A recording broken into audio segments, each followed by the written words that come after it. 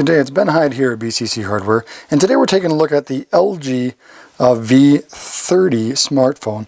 And this phone, right off the bat, we're going to start talking about the fact that it is waterproof, IP68 waterproof, which is, even though it's got open ports and speaker connectors, you can actually submerge it for 5 feet, up to 5 feet depth for 30 minutes, and it's still okay, which is quite remarkable for a phone like this. So just wanted to start this off by showing you guys how resilient this device is. So this device is fully waterproof. They claim up to 5 feet for 30 minutes, as long as you dry it off with a cloth here, you know, eventually. But the point is, it's not super, you know, super sensitive to water. Shake the water out of the speaker holes, and then we carry on. One thing as we take a look around this phone, one thing that's quite interesting, other than the fact that it's very prone to fingerprints and smudging, as you can see, is the fact that the main button is also the fingerprint reader at the back. That's kind of a little bit different to get used to for me. I'm used to having a side button to on the phone or a fingerprint reader on the back. I've got a Samsung Galaxy S9 or S8. So I'm kind of more used to that, but this phone, if you just touch your finger anywhere on the back, if it's locked, the screen's locked, it just comes right on. Fingerprint reader is very responsive. It's very accurate. Whatever angle you're at, it's almost instant. In fact, sometimes when the phone's off, I just push the button to on it, and it actually reads the fingerprint that fast. So that's kind of a cool thing, kind of a good feature for sure.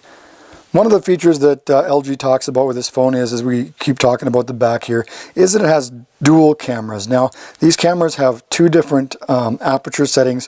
One of them is for wide-angle photography. We'll have some camera samples for that as well. As you can see, too, the phone is ridiculously shiny with the glass back. And I mean, there's no fingerprints or there's no scratches on here, but you can see with the light, you know, the fill light, there's definitely a fair share of smudges on this, which I'm not keen about, but again, I use a phone for practical use, not for necessarily, you know, looking good and showcasing to everybody.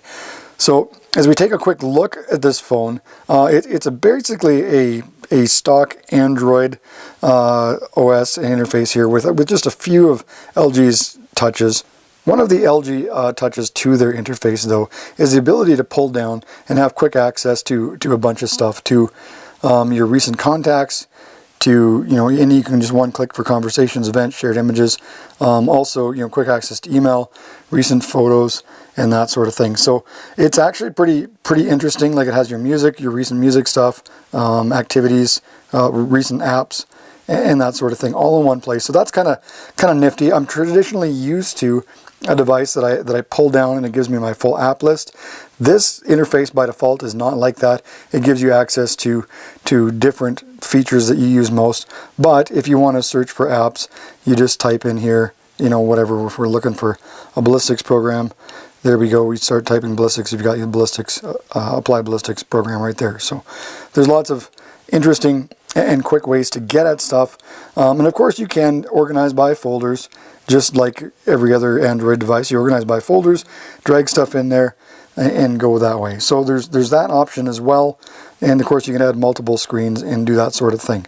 As we run through the settings here, there's a couple things just to kind of make note of. I guess nothing's really all that new or exciting, but just the way they've got their stuff organized by tabs in the top for the network settings, all the network, anything relating to network, whether it's Wi-Fi network, Bluetooth, mobile, all of that stuff, even tethering, is all under the network setting.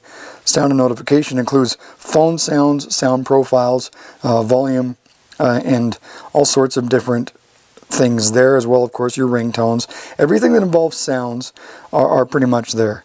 And as we go through notifications, then of course you can have your lock screen to hide sensitive data. One thing though that I will talk about briefly here regarding sound is LG's Hi-Fi quad digital to analog converter. Now, if you've got a high-end set of headphones, of course this phone does use the standard headphone jack as well as Bluetooth, of course. But if you have a high-end set of headphones, using that Hi-Fi quad DAC does make a difference as far as audio quality goes. It's actually quite remarkable and rather enjoyable, the audio quality you get out of this device. One of the best audio devices for playing back music if you've got high bitrate audio is the LG V30. So on the display now, we've got the traditional things like the home screen, lock screen theme. One thing you can actually do is not only just scale the app size here, but also change your resolution as well. This is something that we first saw in the Samsung Galaxy S8 that I personally saw first in that to enable better battery life. And this phone has a true 18:9 or 2:1 aspect ratio, whether you're using 720, whether you're using 1080, or whether you're going all the way up and using 2880 by 1440. One thing I have noticed with this device over my traditional S8 is that even at high resolution with the constant always-on display and a few of LG's other bells and whistles, the battery life on the V30 is fantastic. Even with playing games and heavy use, I easily get through a day on this device. With light to moderate use, you can get through day and a half, 2 days really easily with light use, which is fantastic. Of course, now onto the next tab, you've got your general settings. Everything that isn't covered in network, sound and notification, and display is going to be covered under general, which includes your accounts, your accessibility, fingerprints, gaming too. There's options for gaming. So game graphics, it allows you to, choose high frame rates, regular resolutions, just specifically customize your games based on what you want. And it's actually pretty interesting too, some of these settings, which help you optimize battery life and get the most out of your device.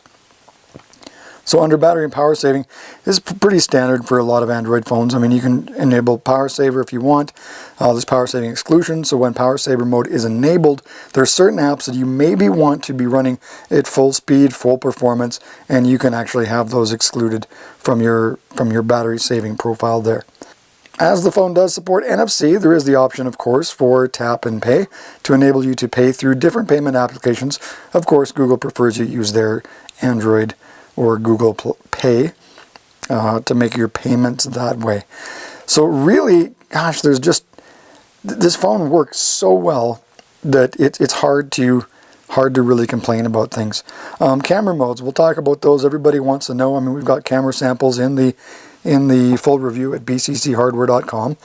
But the other options here are, of course, automatic, manual. You've got manual photo as well as manual video in this device, as well as some interesting things. I mean, your snapshots, your matching shots, cinematic video, which is 24p. You've got your grid shot, guided shots, specific modes for food photography. Just what everybody needs to see on Instagram and Facebook and every other social media platform is what you ate. That's fantastic. On the video side of things, it has slow-mo, which actually records up to 240 frames per second. So not the absolute fastest for the latest generation of phones, but for the previous generation, 240 is absolutely fantastic. Time-lapse photography as well as little quick snap movies, panorama modes, 360-degree panoramas, pop-outs, and more.